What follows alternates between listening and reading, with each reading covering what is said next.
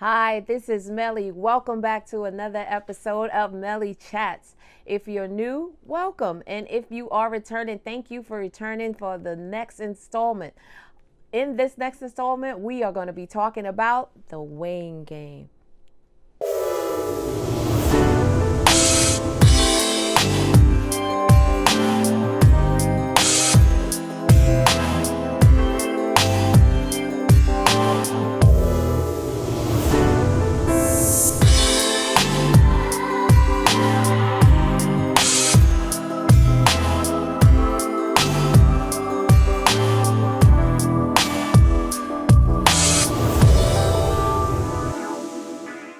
So, the reason we're talking about the weighing game is because the weight fluctuates. It goes up and it goes down.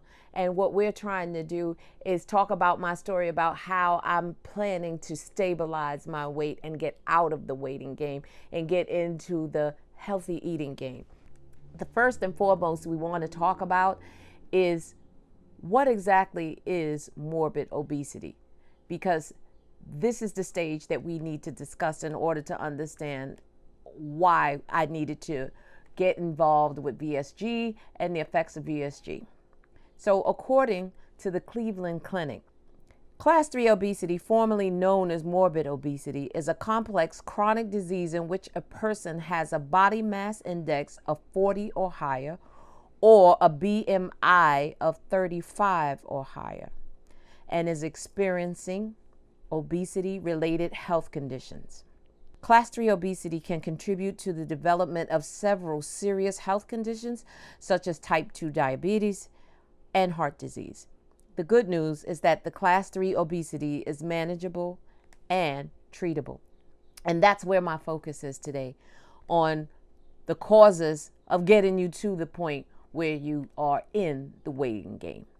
The biggest defining moments for weight gain have been, for most women, childbirth. Doctors recommend that you not gain over 25, 35 pounds per pregnancy, in my experience. Every time I've had a child, they have said, okay, monitor your weight, watch what you eat. The lowest amount of weight I have ever gained during a pregnancy was 65 pounds. The top gain was over 110 pounds. Yes, 110 pounds, 9.5 months. There's also the scales that they use to tell you about your body type, if you're short or if you're tall, what would be best for you to have as far as weight, how much you should eat in order to maintain that weight at your height. So that's also important. Various weight gain causes after childbirth can be work and outings, eating at restaurants.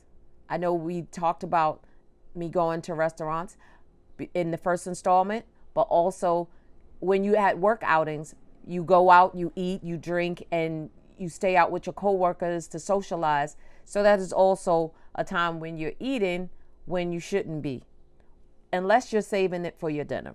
Sometimes we also eat in front of the TV. I am very guilty of this. I eat in front of the TV. One of the problems with eating in front of the TV, as explained to me by my surgeon team, is that when you're eating in front of the TV, you're not always conscious of how much you eat.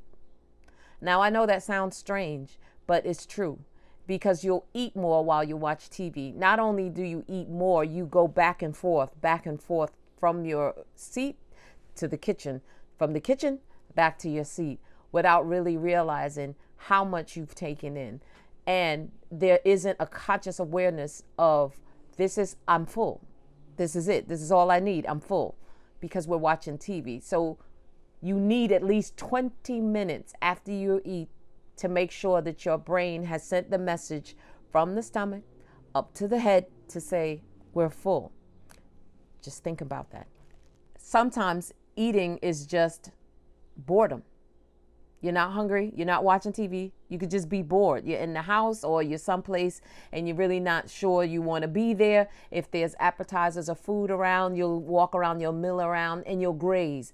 Grazing is a big problem for people because we don't really sit down and have meals. We graze. We'll have a little here, we'll have a little there. We'll go out and we'll have a little here, we'll have a little there. So we never feel like we've had a complete meal and a feeling of fullness in your stomach because you're just constantly grazing. The problem with the obesity is that it creates problems within the body. You have all this fuel, all this stuff stored, and we don't use it for anything because we're not as active as we should be. Because in order for you to stay the size that you are, you can't burn the calories that you have. That's how we stay big. We're not burning any calories, or at least enough not to lose weight, right? So there are also problems people have that they have hypothyroidism. They may have gone through menopause. Even people with narcolepsy and people who are on steroids, they have legitimate disease-related weight gain. And they also may need help to figure out, I have all this going on inside my body. How do I get my body to respond positively to food? How do I get my mind to wrap around the fact that I can't have all of these other things and these things don't benefit me? And also, how do I get myself to move more? How do I get myself to get into walking, maybe riding a bike, having a partner and say, let's do some walking. Start out small, nothing big, just start out small, just moving in the beginning. Another factor that may also cause you to gain weight without realizing it is stress.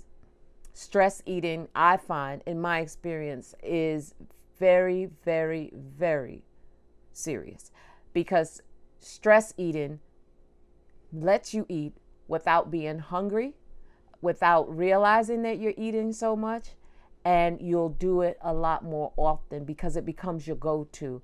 Some people drink, some people may smoke, some people may smoke cigarettes, some people do other things. Unfortunately, if you're a stress eater, you can eat all the time without realizing it. And stress is not always stress like something bad is going on. Sometimes it's something good going on. You have stress. You may have an event going on, something that you've planned.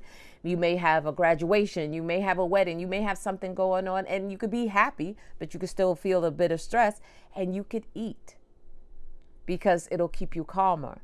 That other piece of chocolate cake will keep you calmer under the stress because you feel like, okay, I can relax, I can sit down and I can think. So stress isn't always bad stress. Sometimes stress is good stress, and then you eat. The problem with all of this eating is that we are not aware all the time of how much we eat because we don't understand what food really does inside of our bodies, the problems that food causes in our bodies.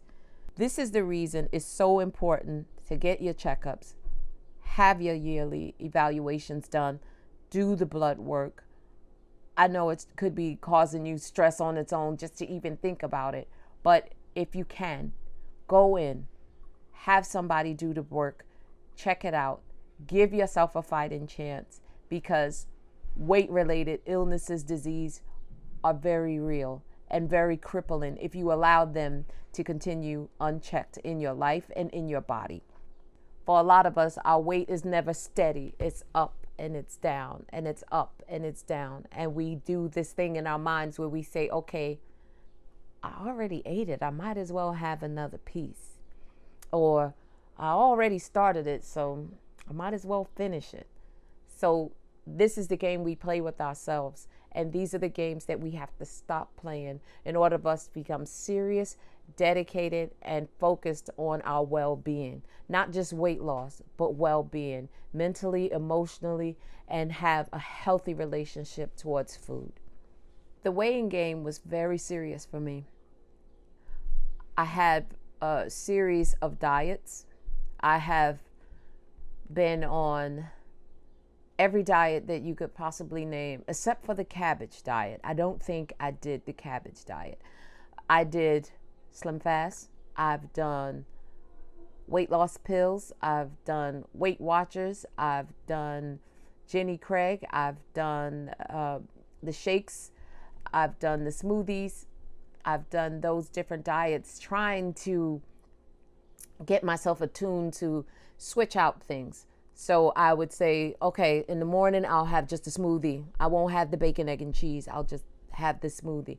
Now, this works for a while, but I couldn't change my habits for long term. It would work short term, but I couldn't change it for long term, because what happened, I would get hungry again and I'd want to eat again.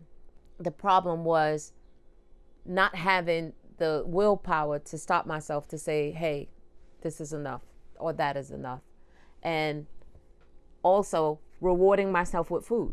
If I lost weight, I would say, oh, I lost a few pounds. Now I can have that red velvet cake, or now I can have that blue velvet cake, or now I can go out and have buffalo wings, or whatever it was that I thought I wanted at that time.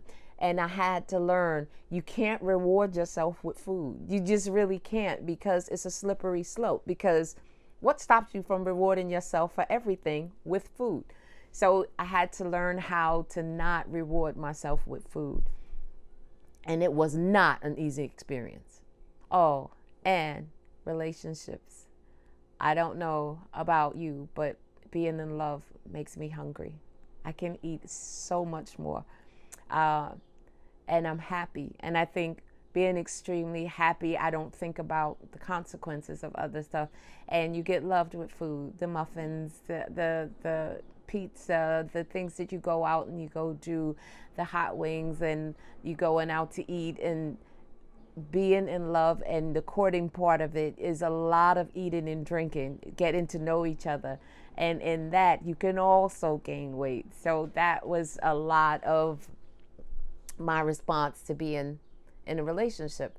It's like, oh my gosh, even when you discuss it amongst your friends, you don't just talk. You go, wait, let's get out the wine, let's get out the cake, let's sit down, and there's food. And this is how the discussions. And also, in order to socialize, my sisters and I, we socialize around food.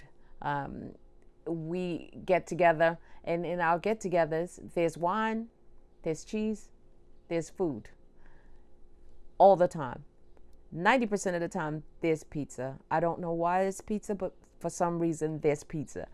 And when we talk and we hash out life and talk about things, we do it in the confines of a nice glass of wine and something else to eat. So now relearning how to do all these things is going to be a new thing. It's going to really be new. And even in our meeting with going through this process, I had to learn, okay, if the wine and cheese and pizza and hot wings are coming out, what am I going to do when faced with this?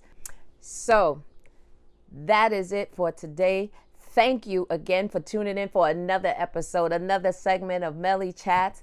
And we will continue to talk about weight, VSG, and thank you for being here. Again, subscribe so you'll know when I put up something new and you can be part of it. Thank you.